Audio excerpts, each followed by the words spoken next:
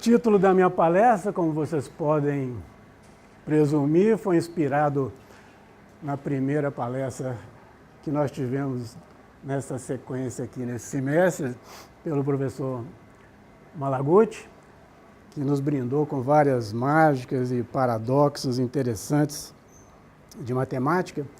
Então eu quis fazer algo semelhante, quis fazer algumas mágicas geométricas. E as que eu vou apresentar a vocês são baseadas no conceito de inversão com respeito a um círculo. Esse conceito foi introduzido por um matemático chamado Magnus e, pesquisando alguns dados biográficos sobre ele na internet, eu encontrei esse curioso de que ele, em particular, serviu como artilheiro nas guerras napoleônicas nesse período de 1813 a 1815. Isso para indicar como podia ser difícil a vida de um matemático nesse período. Bom, o Magnus introduziu essa noção em um artigo em 1831, após ter tido tempo de se recuperar das guerras napoleônicas, é a noção de inversão com respeito a um círculo. Isso é uma transformação do plano, de fato, do plano menos um ponto, que é o centro do círculo de inversão, que associa a cada ponto P do plano o único ponto P' que está na semirreta que liga o centro do círculo ao ponto P, tal que a distância do centro a P e a P' satisfazem essa relação. Já vou mostrar uma figurinha em breve. Vamos só fazer um par de observações elementares de que dessa condição que eu mencionei, de que o produto dá o quadrado do raio, decorre que pontos que estão no interior do círculo são levados no exterior, os pontos do exterior são levados no interior, daí o nome inversão para essa transformação, e os pontos do próprio círculo são levados neles próprios, ou seja, um ponto do círculo é o seu próprio inverso. Finalmente, dessa relação decorre imediatamente que o inverso do inverso de um certo ponto é ele próprio. Então é uma transformação que se diz idempotente do plano. Então eu vou usar aqui a minha assistente, a minha princesa se dispôs a vir me ajudar em passar as figuras. Então, nessa figura fica indicado... Está estranho essa... Ok, acho que dá para... Então, digamos, esse seria o círculo em vermelho, seria o círculo de inversão. Dado um ponto P no exterior, esse seria o seu inverso e reciprocamente. E uma maneira de construir geometricamente o inverso de um ponto dado seria essa. Se você começa com um ponto no interior, você primeiro traça perpendicular à reta que liga esse ponto ao centro, vê onde ela toca o círculo de inversão, círculo em vermelho, traça tangente ao círculo, ou seja, traça o raio, a perpendicular ao raio, e vê onde ela corta a reta ao P. Esse seria o inverso deste ponto. E é fácil inverter esse processo para mostrar que, começando com um ponto no exterior, dessa maneira a gente obtém o seu inverso, que é um ponto interior.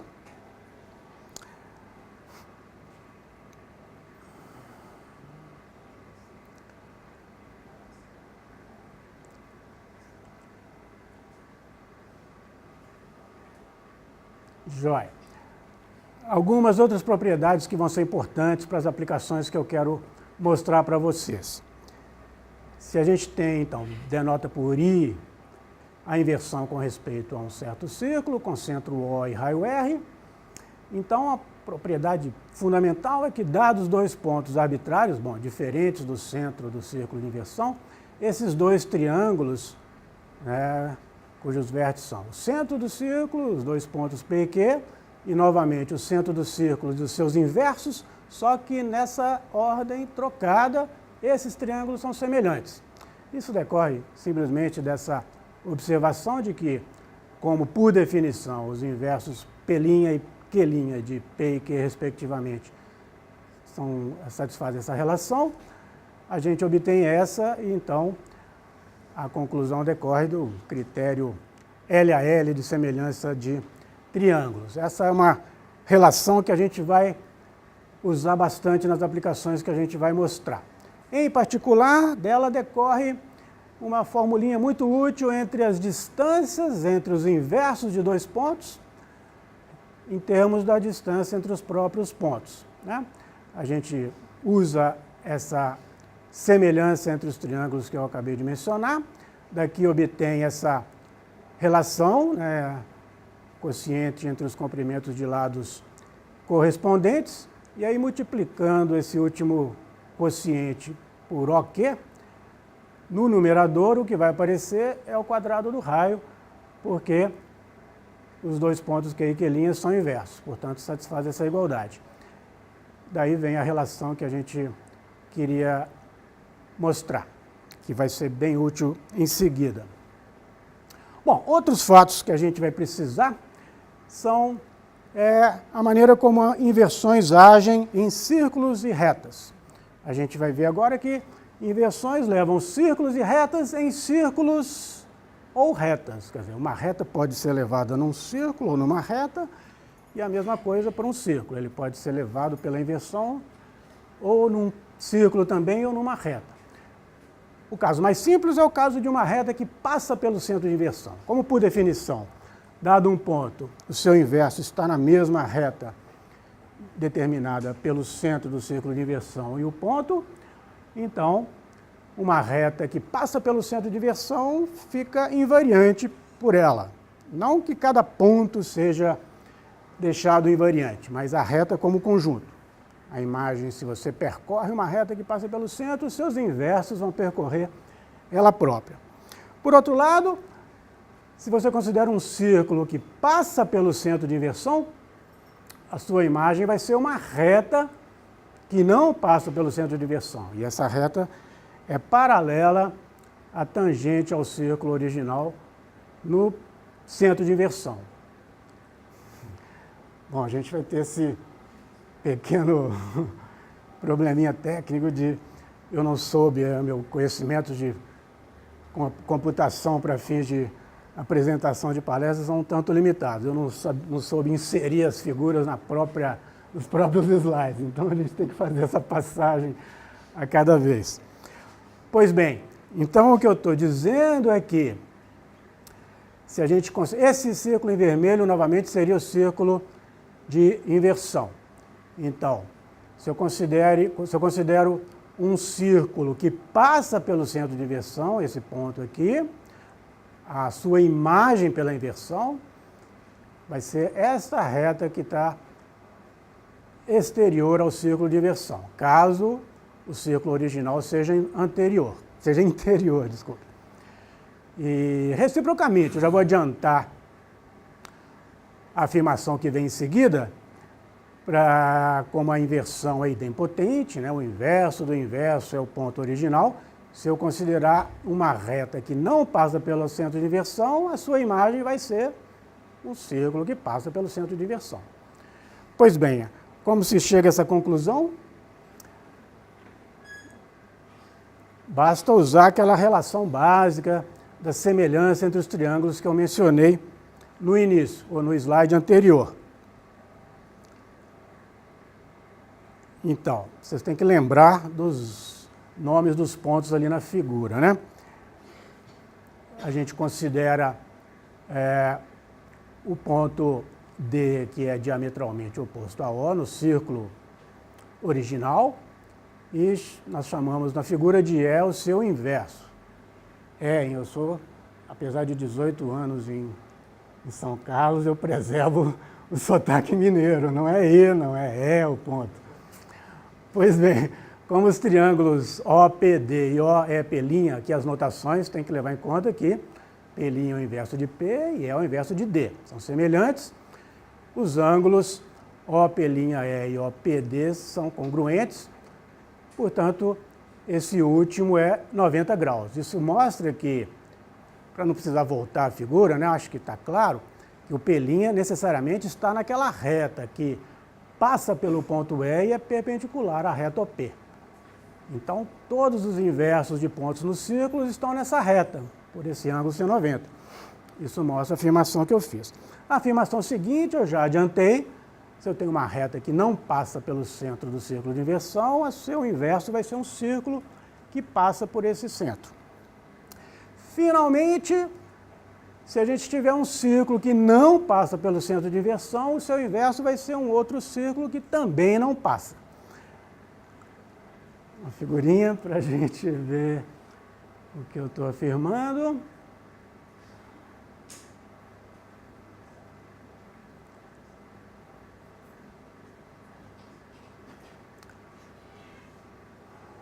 Isso. Aí nessa figura, novamente, o círculo de inversão seria o círculo em vermelho. Esse seria um círculo, no caso, interior. E o que a figurinha está indicando é que esse círculo maior vai ser o círculo formado pelos inversos dos pontos do círculo inicial. Então, para entenderem o argumento que justifica isso, vocês têm que lembrar desses nomes aqui. A gente vai considerar um ponto arbitrário do círculo original, R é o seu inverso. S é o outro ponto no qual essa reta que liga O a R corta o círculo original. E S o seu inverso. Então, com isso, a gente pode entender por que de fato, a imagem desse círculo é o outro.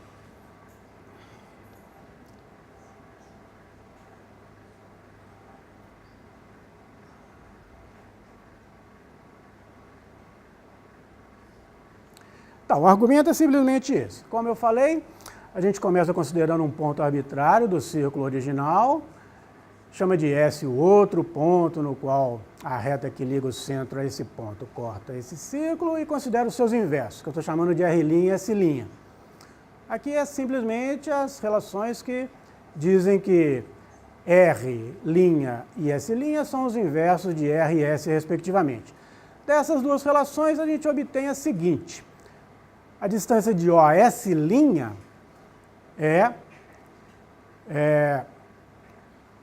obtida dessas duas igualdades, OR dividido vezes o quociente de OR' por OS'. Agora eu multiplico esse quociente por OR e observo que no numerador eu fico com o quadrado do raio, né, por essa relação, e no denominador aparece um conceito que vai ter também relevância no que segue. É a noção de potência de um ponto com respeito a um círculo.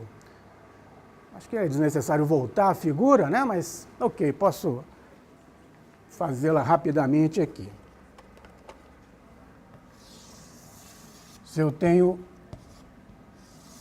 um ponto fora de um círculo e considero, como na figura, os dois pontos em que uma reta passando por esse ponto corta o círculo, esse produto, que é dos comprimentos das distâncias de OR e de OS, é constante, independe da reta, né? É o que se chama a potência do ponto O com respeito ao círculo.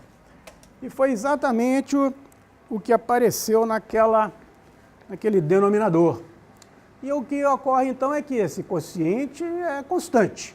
E o que essa formulinha mostra é que, quando eu vario o ponto R no círculo original, não os seus inversos, mas o outro ponto em que a reta que liga O a R corta o inverso do outro ponto em que a reta que liga O a R corta o círculo original, esse outro ponto percorre um conjunto que é homotético ao círculo original, que você está obtendo os pontos S' através de uma homotetia, uma dilatação, né, de razão constante do círculo original. Portanto, como conjunto, né, a imagem por uma inversão de um círculo é a mesma imagem por uma homotetia desse círculo, com essa razão. Ok. Acho que a gente já... tem uma última propriedade que eu preciso salientar, que é a de que uma inversão preserva ângulos. De fato, essa propriedade é crucial nas aplicações que eu vou mencionar a partir de agora. Preservar ângulos significa, se você considera, em geral, né, duas curvas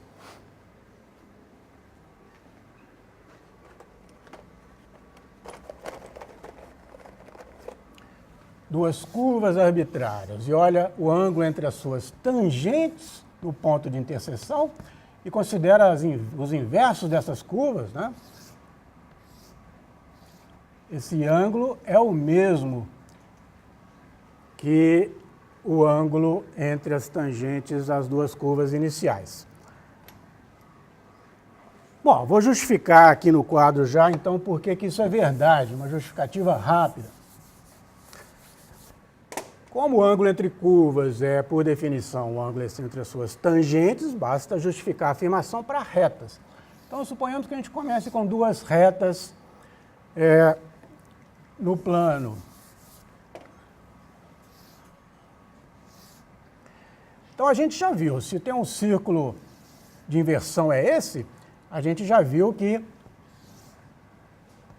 aquelas duas retas vão ser levadas em círculos cujas tangentes, esse aqui seria o R' e o S', digamos.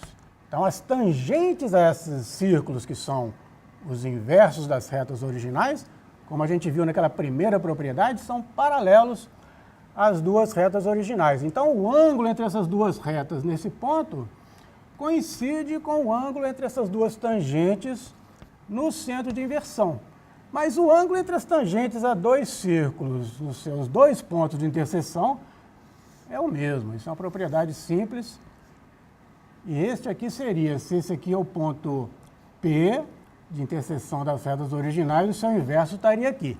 Então, o argumento inicial mostra que esse ângulo coincide com este, o ângulo entre as tangentes no centro de inversão. Mas esse ângulo e esse são iguais porque são ângulos entre tangentes a dois círculos nos seus pontos de interseção.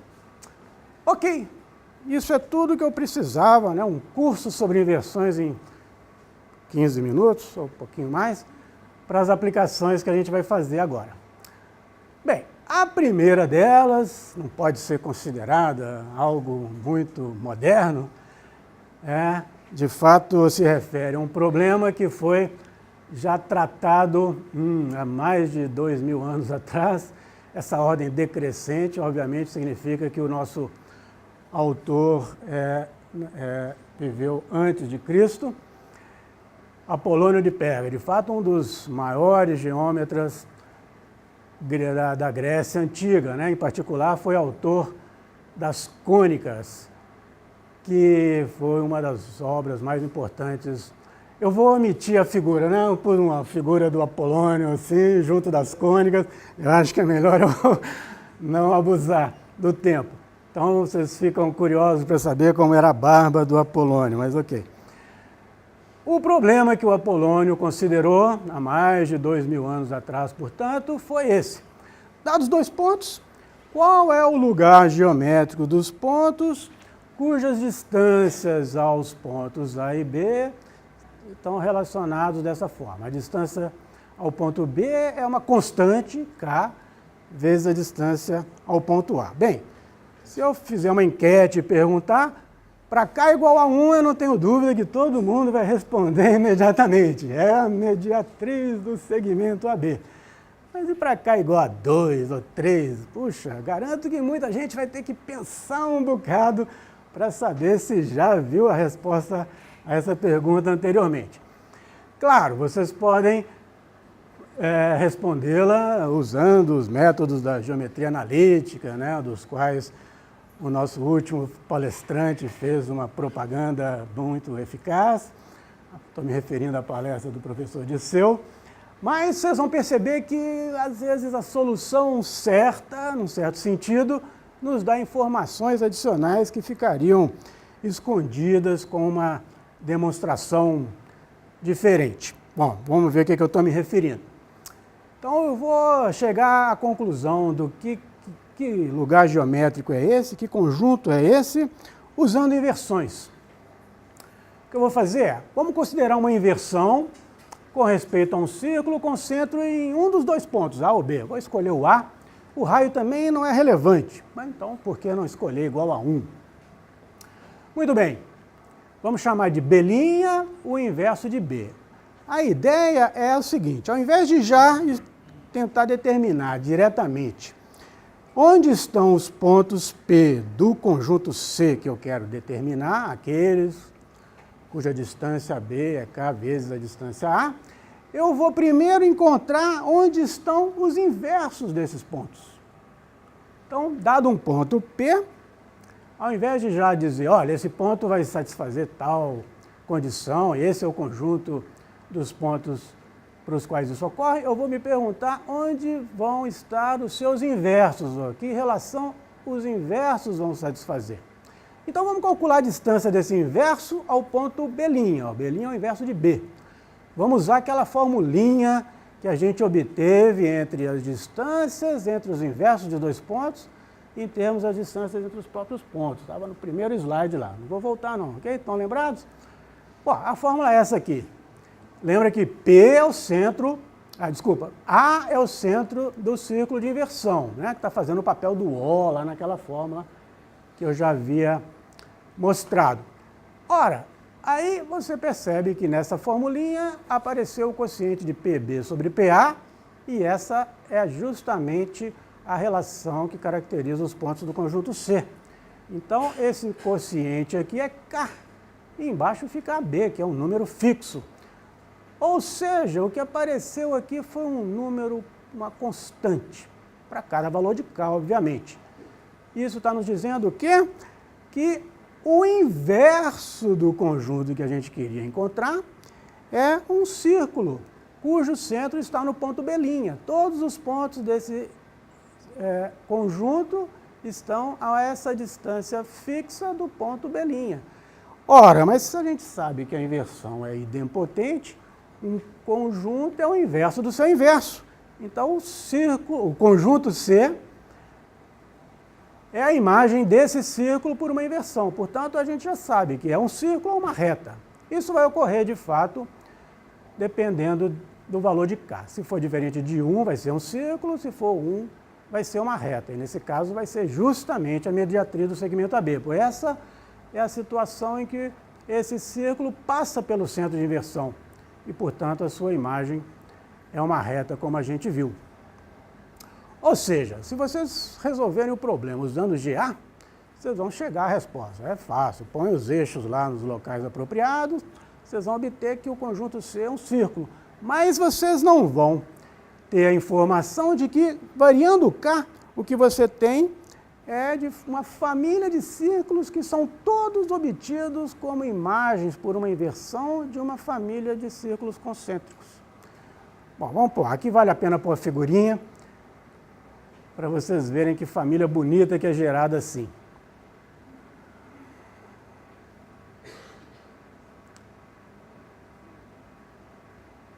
Olha, então, esse é o problema original, e essa família de círculos, que inclui essa reta, que é a mediatriz do segmento AB, seriam as soluções do nosso problema, variando K. Para K igual a 1, a gente tem a mediatriz, né? Para K menor que 1, teria essa família de círculos, e para K maior que 1, as do lado esquerdo da mediatriz. Mas o relevante é que todos eles são as imagens por uma inversão de uma família de círculos concêntricos. Mostra a figurinha 6, por favor, Lino.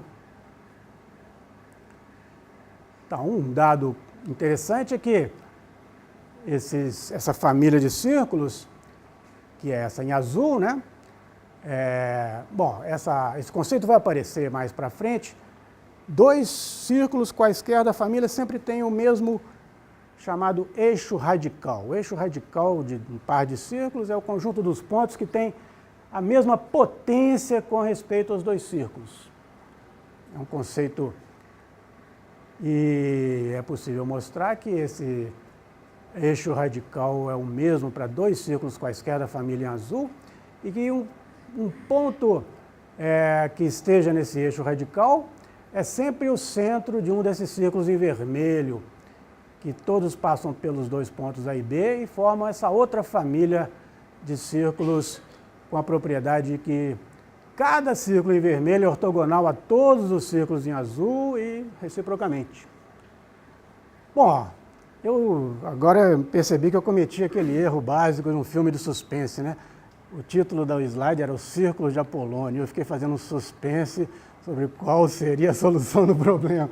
É como se perguntasse, um título de um filme de suspense, assim, e o culpado era o mordomo, e fica o filme... Ok, mas fora isso, espero que tenha causado surpresa chegar nessa figura tão bonita. Legal. Então vamos à nossa segunda aplicação.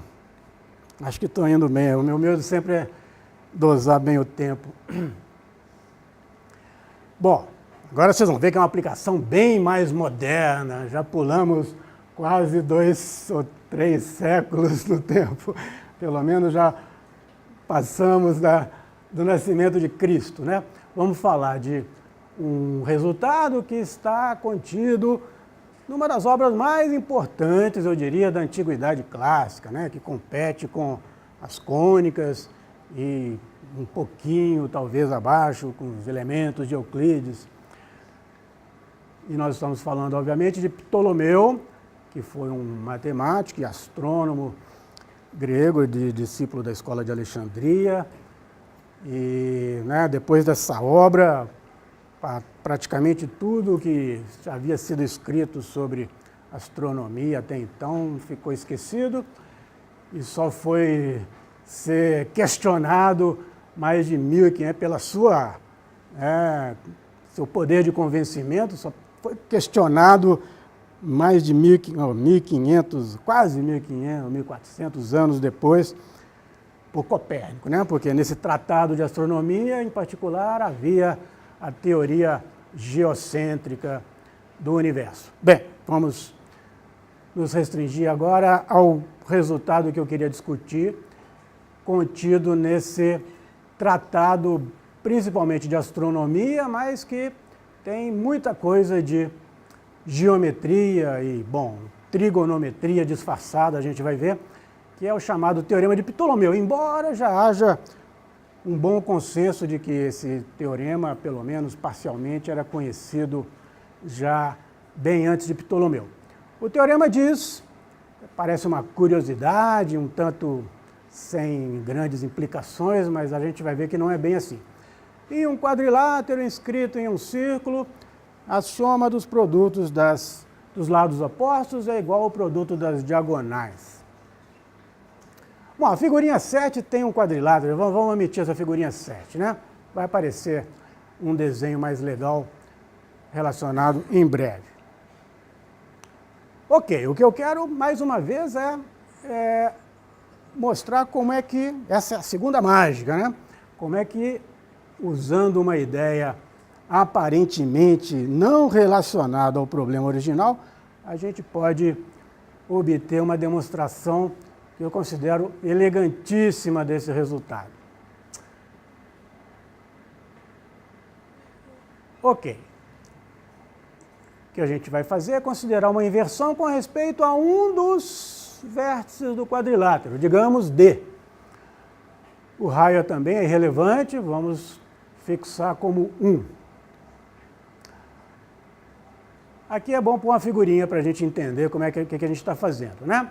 A gente vai olhar a imagem, só um pouquinho, a imagem por essa inversão, a inversão então é com respeito a esse círculo que contém os vértices do quadrilátero. E vamos olhar as suas imagens. Mostra, por favor.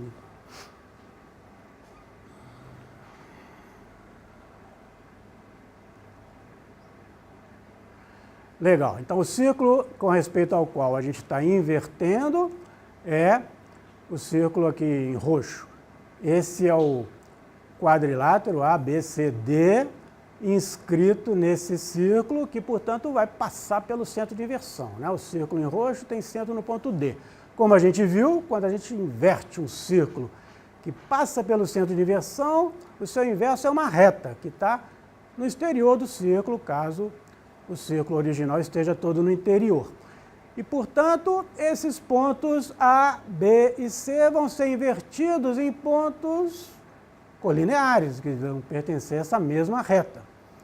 Daqui a gente obtém essa relação óbvia que a linha C' é igual a linha B' mais B' C'. Vamos ver que isso é o teorema de Ptolomeu? Então guarda os nomes das letras aí, seria bom poder deixar a figura simultaneamente, mas... Ok, essa é a relação que eu mencionei, né? Os 3 pontos são colineares, obviamente essa igualdade é satisfeita.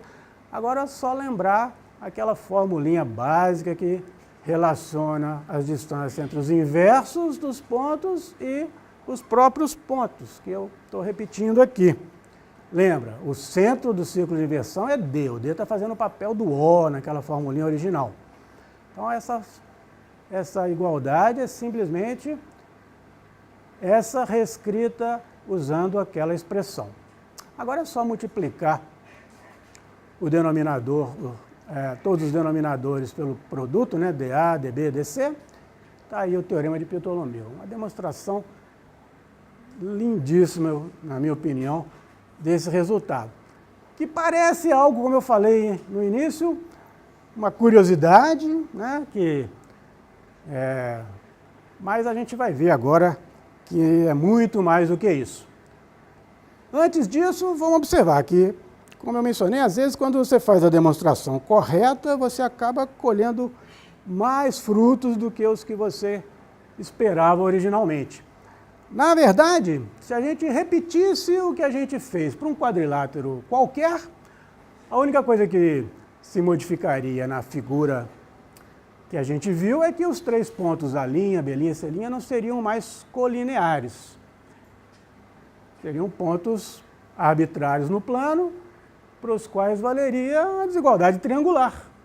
Então, se naquela igualdade que a gente usou para concluir a igualdade do teorema de Ptolomeu, a gente substitui isso por uma desigualdade, que é o que valeria caso os pontos não fossem colineares, o que a gente concluiria é que valeria essa desigualdade geral para um quadrilátero, a gente tem que supor convexo, qualquer. Mas o relevante é que a igualdade vale se e só se os pontos originais estão no mesmo círculo, ou seja, a igualdade no teorema de Ptolomeu pode ser usada para caracterizar quando é que 4 pontos estão no mesmo círculo. É um fato relevante por si próprio. Bom, mas vamos mencionar outras consequências do teorema de Ptolomeu. Aqui eu vou sair um pouquinho do tema central, que é inversões, só para deixar claro que o teorema de Ptolomeu é muito mais do que uma mera curiosidade. A primeira consequência dele é que ele pode ser visto como uma generalização do teorema de Pitágoras. Vamos ver a figurinha nova.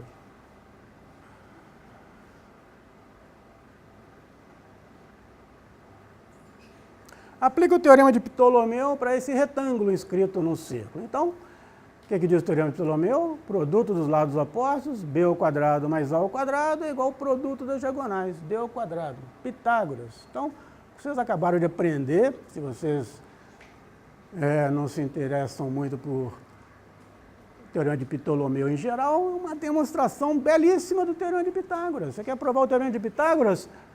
Considera uma inversão com respeito a um dos vértices de um retângulo e aplica aquela formulinha para as distâncias entre os inversos que a gente viu no início da nossa palestra. Tem um livro que alguém fez, eu acho que um matemático chamado Loomis, com 370, a primeira edição começou com 240, né? A partir da quinta, se eu não me engano, já tinha 370 demonstrações diferentes do teorema de Pitágoras.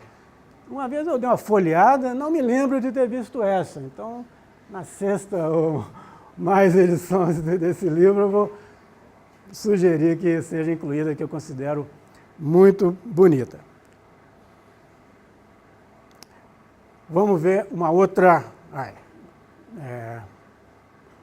eu acho que eu vou omitir essa segunda aplicação aqui. Você pode...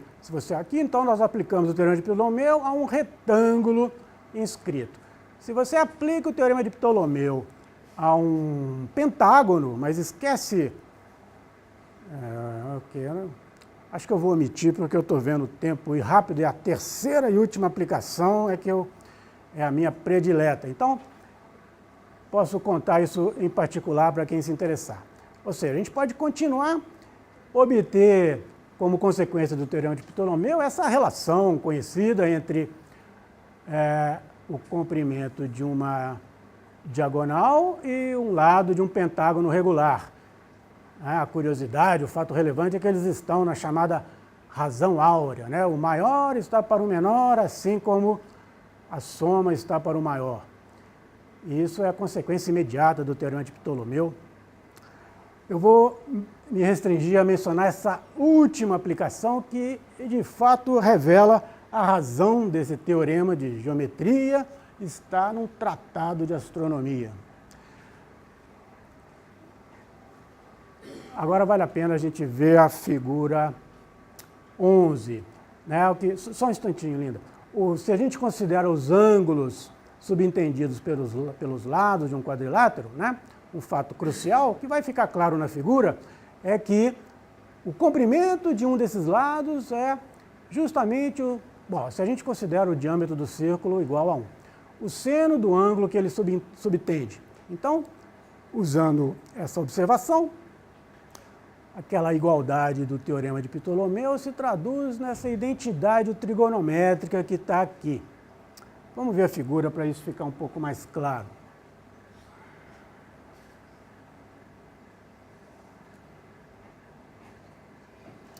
Bom, a figura não ficou muito nítida não, né?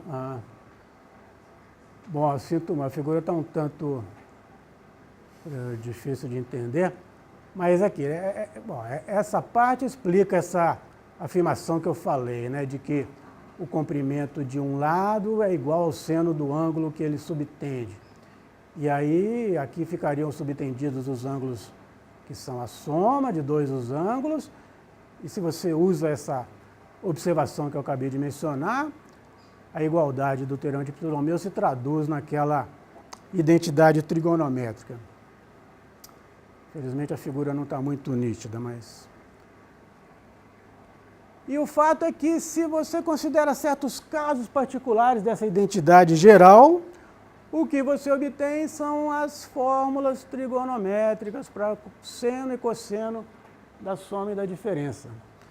Por exemplo, né, se você usa essa identidade geral, supondo... Lembra que os θi são os ângulos dos vértices, portanto a soma dos 4 é 180. Então a gente está considerando o caso em que a soma 2 a 2 dá 90. Se a gente substitui isso na identidade geral, que é equivalente ao teorema de Ptolomeu, você obtém, por exemplo, a fórmula para o seno da soma. Ou seja, o que o Ptolomeu estava buscando era uma maneira de substituir o que não se conhecia ainda, né? A função seno não estava definida, mas o que substituía isso era a chamada tabela de cordas. Isso é o que está contido num dos livros do Almagesto e que era essencial em cálculos astronômicos. Ele tinha uma tabela que dava para cada comprimento do arco de um círculo, ele escolhia um círculo de raio 120, para o raio ficar 60, cheio de múltiplos, né? Cheio de divisores, desculpa. Então ele tinha uma tabela que dava de meio em meio grau qual a relação entre o comprimento do arco e da corda. Na linguagem atual, isso é uma tabela de senos. Então o Ptolomeu usou bom, há quem diga que não seja ele próprio o autor do teorema em si, mas ele usou isso para produzir essa tabela crucial em problemas de astronomia.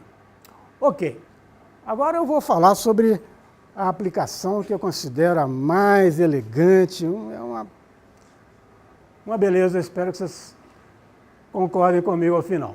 Vou falar sobre o porisma de Steiner. Ok, né, pulamos aí 17 séculos no tempo, vamos falar de algo realmente moderno, menos de 2 séculos de idade. Bem, primeiro vamos ver o que é porisma, né? A própria definição do que seja um porisma aparentemente foi mudando ao longo do tempo, né? Historicamente, por um bom tempo, essa palavra era usada quase como um sinônimo de corolário, uma consequência de um resultado que já tinha sido obtido. Mas desde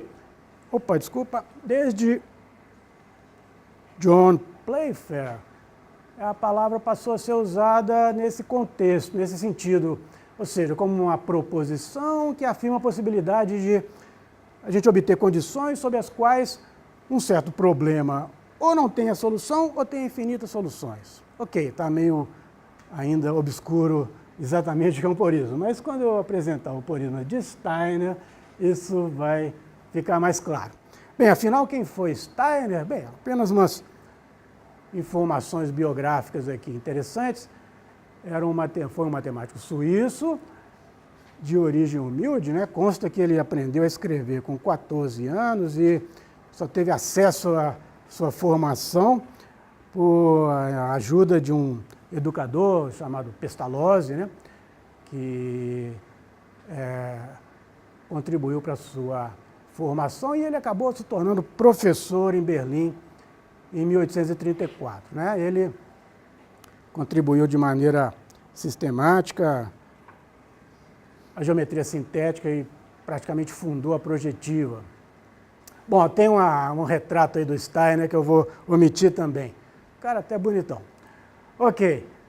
Para a gente enunciar o porisma de Steiner, vamos primeiro entender o que seja uma cadeia de Steiner.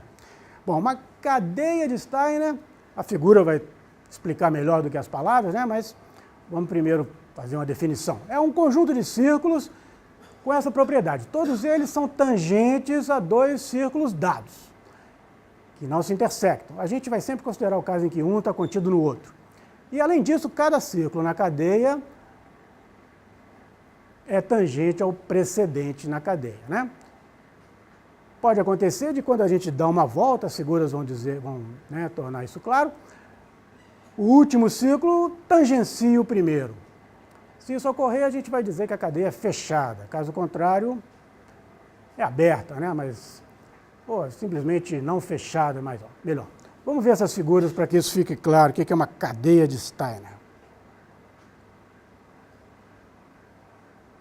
Então, está aí uma cadeia de Steiner. Os dois círculos com os quais a gente começa seriam o roxo e o vermelho. Aí a gente vai considerando. Começa com um círculo que é tangente externamente ao círculo em vermelho e internamente ao roxo. E a partir daí vai produzindo os demais da sequência. Cada um dos elementos da sequência deve ser tangente ao vermelho e ao roxo e ao anterior da sequência.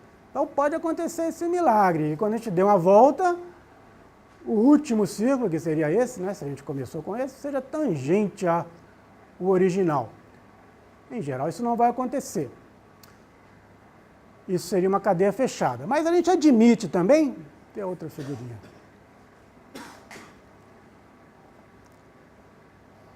Isso. A gente admite que a cadeia não feche na primeira volta, né? Ou seja,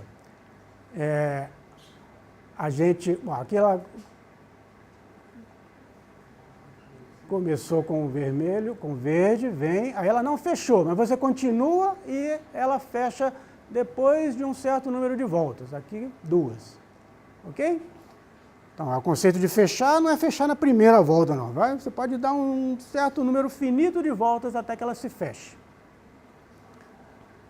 Bem, antes da próxima figura. Então, qual que é o porismo? Ah, ok. Vamos ver. Voltar os slides. Não, deixa essa para depois. O que é o porisma de Steiner?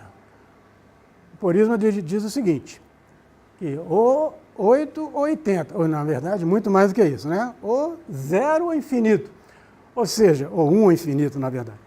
Se existe uma cadeia de Steiner fechada, determinada por dois círculos dados, então existe um infinito número delas. Um número infinito delas. E, de fato, você pode começar a cadeia por qualquer ponto. Qualquer círculo inicial serve. Começando com um círculo tangente aos dois círculos dados, a cadeia que você construir com aquele círculo inicial também vai fechar, se alguma antes fechou. Ou sempre fecha ou nunca fecha, né? Ok, provem isso usando GA.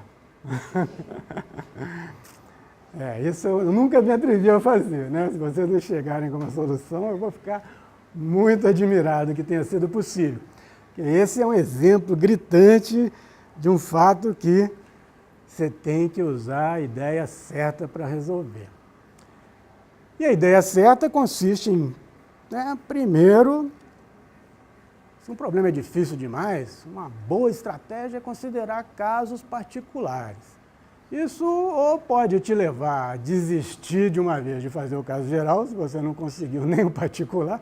Isso é o que ocorre em geral nas tentativas de fazer pesquisa em matemática.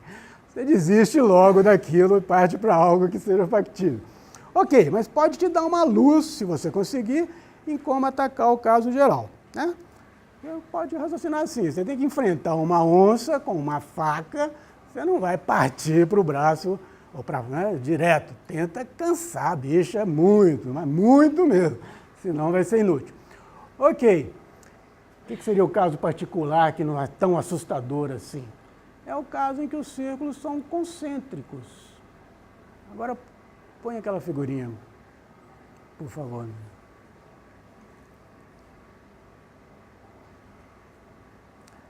Esse. Bom,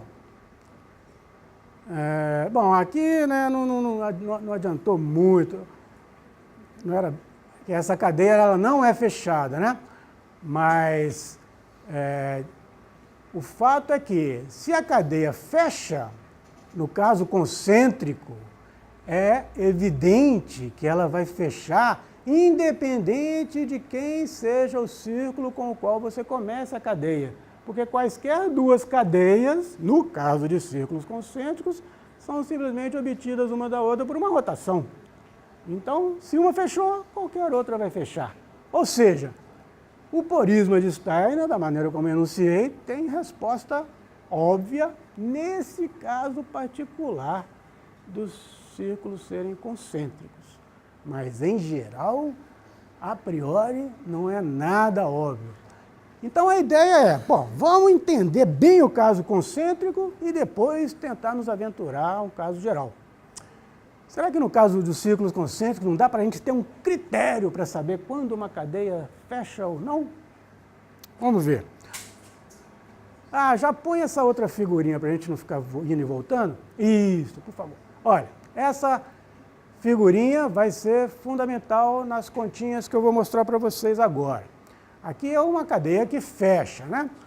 Se a cadeia fecha, olha, vamos chamar de θ esse ângulo aqui. Você liga o centro do círculo menor a um dos círculos da cadeia, e aí isso aqui é a tangente a esse círculo baixada pelo centro do círculo em vermelho, né? Então, esse ângulo é o que eu vou chamar de θ.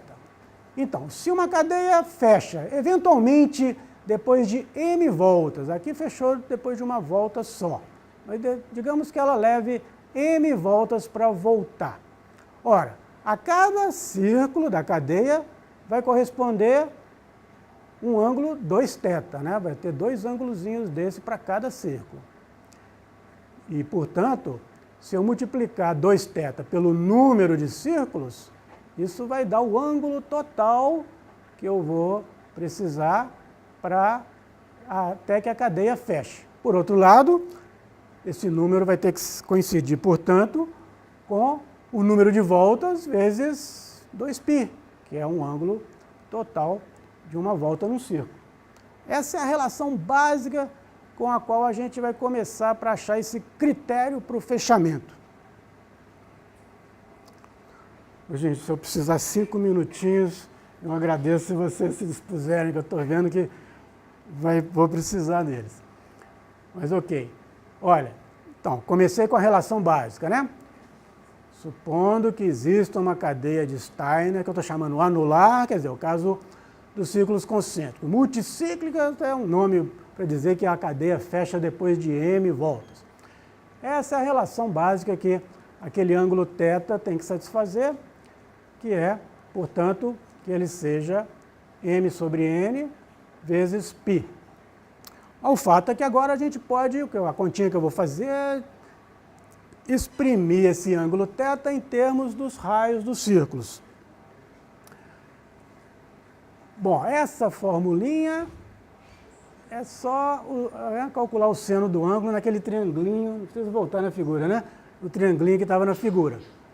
Isso daqui, ó, R é o círculo do raio, é o raio do círculo maior, esse é o menor. Então, se eu sair do centro do menor, andei esse raiozinho, eu vou andar um diâmetro do círculo da cadeia para chegar no bordo do círculo maior. Por isso essa relação. Então, tem essas duas relaçõezinhas e daí é só fazer umas continhas agora. Primeiro eu chego nessas duas, que daqui dá para exprimir ρ sobre R em termos de seno de θ.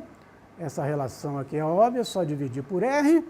E aí eu continuo um pouquinho, junto as duas, obtenho essa primeira fórmula, simplifico um pouquinho, aí eu tenho que olhar no apêndice de um livro de cálculo 1, que o meio do logaritmo de 1 mais x sobre 1 menos x é exatamente a arco tangente hiperbólica, ninguém lembra disso, mas pode conferir lá no apêndice de um livro de cálculo que vocês vão ver essa fórmula.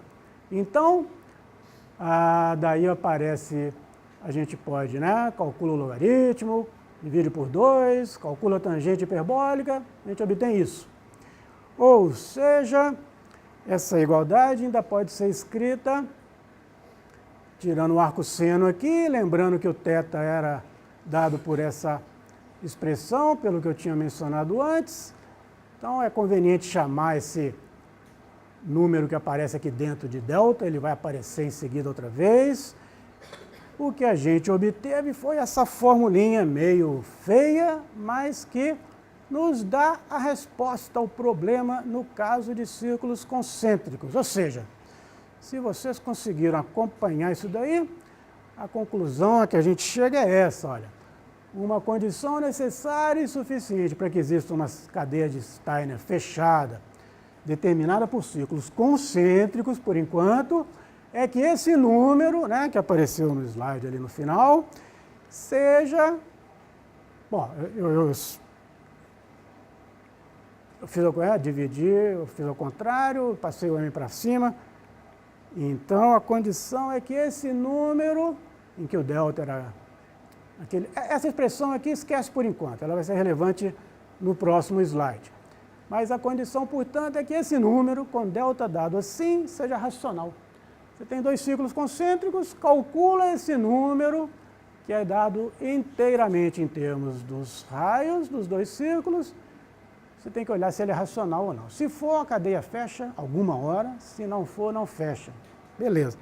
Mas tentar fazer uma conta dessa diretamente para o caso geral de dois círculos não concêntricos, parece dar pouca esperança de sucesso. Ok. Para esse fim, ou seja, para tratar o caso geral, encarar a onça de uma vez, a gente precisa desse último conceito que eu vou introduzir no curso, que é na palestra, que é o de distância inversiva entre dois círculos. Essa palavra em português fica um tanto estranha, né? Em inglês é inversive distance. Bom, foi a tradução minha aí, não sei se tem uma melhor. Opa! Essa distância é esse número aqui. Você tem dois círculos no plano, você forma esse quociente que envolve os seus raios e a distância entre os seus centros. Isso é o número que se chama a distância inversiva entre eles. Bem, para começo de conversa, esse número, onde ele está, nos diz a posição relativa dos dois círculos.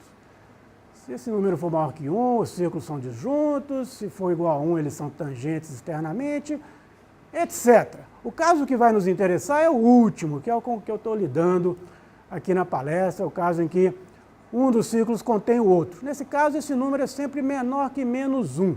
Ou seja, se eu tirar o módulo dele, eu tenho direito de calcular o arco cosseno hiperbólico, né? Porque o cosseno hiperbólico, né, a catenária, a curva, a função cujo gráfico é a forma de um fio, né? Probleminha clássico que a gente dá num curso de EDO.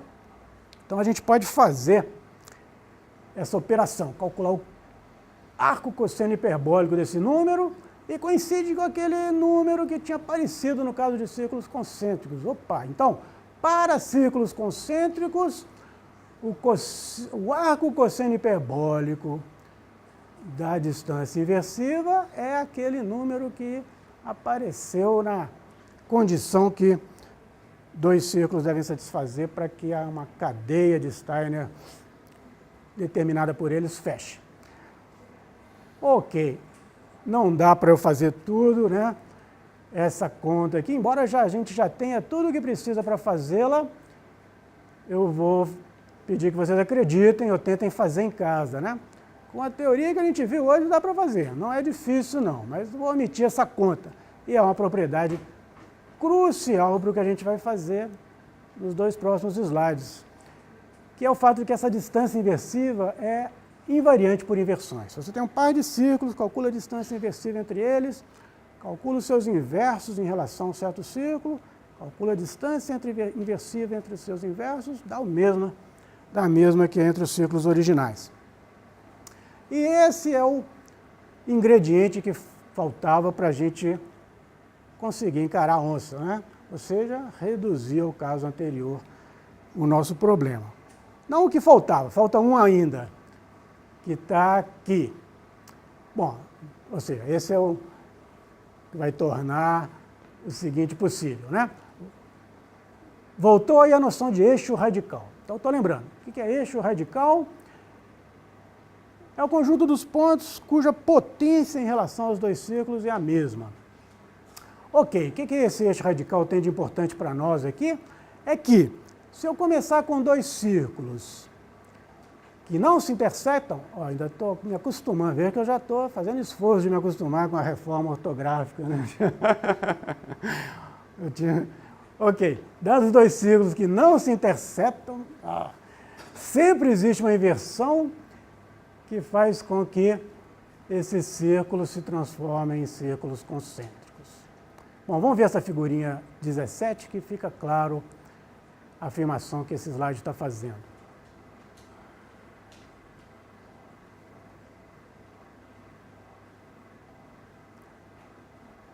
Então, aqui seriam... Bom, não está na situação que a gente tem usado, né, que são dois círculos, um contido no outro, mas é irrelevante. Para o propósito da afirmação que está feita no slide, a figurinha está satisfatória. Então, tem esses dois círculos, este seria o eixo radical. Então, como eu falei, um ponto que está nesse eixo radical tem a mesma potência, que é, em particular, o quadrado desse segmento de tangente que está desenhado aqui. Então, se eu considerar um círculo com centro nesse ponto, com essa potência comum como raio, ele vai intersectar ortogonalmente os dois círculos originais. Com isso, a gente justifica a afirmação seguinte, que é o que nos faltava. Bom, estou dando uma prova rápida aqui, do fato de que, se eu tenho dois círculos que não se interceptam, eu sempre posso encontrar uma inversão que os transforma em círculos concêntricos. Então, a ideia é essa. Pego dois desses círculos que a gente consegue pela propriedade inicial, ortogonais a ambos, e considero os pontos de interseção deles. Agora, considero uma inversão com respeito a um desses pontos de interseção, por exemplo, P2. O que vai acontecer? Bom, lembrando as propriedades que a gente viu antes, as imagens desses dois círculos vão ser retas, porque os dois círculos passam pelo centro de inversão. Então, as imagens vão ser retas. Mas inversão preserva a ortogonalidade. Como esses círculos eram ortogonais aos dois, os seus inversos vão ser ortogonais aos inversos de alfa e beta. Bom, peraí, uma reta é ortogonal a um círculo quando passa pelo seu centro. Ou seja, essas duas retas vão passar pelos centros desses dois círculos. Ou seja, os centros dos dois círculos, alfa' e beta', vão ser exatamente o ponto de interseção dessas retas, que é o inverso do P1. Então, transformei alfa e beta nos círculos concêntricos alfa' e beta'. Bom, espera aí. Já tínhamos resolvido o prisma de Steiner para o caso de círculos concêntricos. Mostrei que quaisquer dois círculos que não se interceptam podem ser transformados por uma inversão em círculos concêntricos. E mostramos ainda que uma inversão preserva a distância inversiva, que envolvia aquele número delta, cujo arco cosseno inverso, o arco cosseno hiperbólico inverso o arco cosseno hiperbólico era a distância inversiva. Pode estar sendo meio rápido isso aí, mas se vocês entenderam tudo, vocês terão percebido que a gente acabou de provar esse belíssimo teorema. A gente começa com dois círculos, agora basta supor que eles não se interceptem. Eu não me acostumei a falar interceptem. Ok. Então, o que a gente conclui do que eu falei antes é que as afirmações que estão escritas aqui são equivalentes. Se existir uma cadeiazinha de Steiner fechada determinada por esses dois círculos, existem infinitas outras, e você pode começar a cadeia com qualquer círculo que você quiser, tangente a alfa e beta. E a condição necessária e suficiente para que isso valha é que esse número esdrúxulo aqui, π sobre o arco seno da tangente hiperbólica do arco cosseno hiperbólico da distância inversiva dos círculos, seja racional. Ok, gente, era isso que eu queria contar para vocês. Obrigado pela atenção.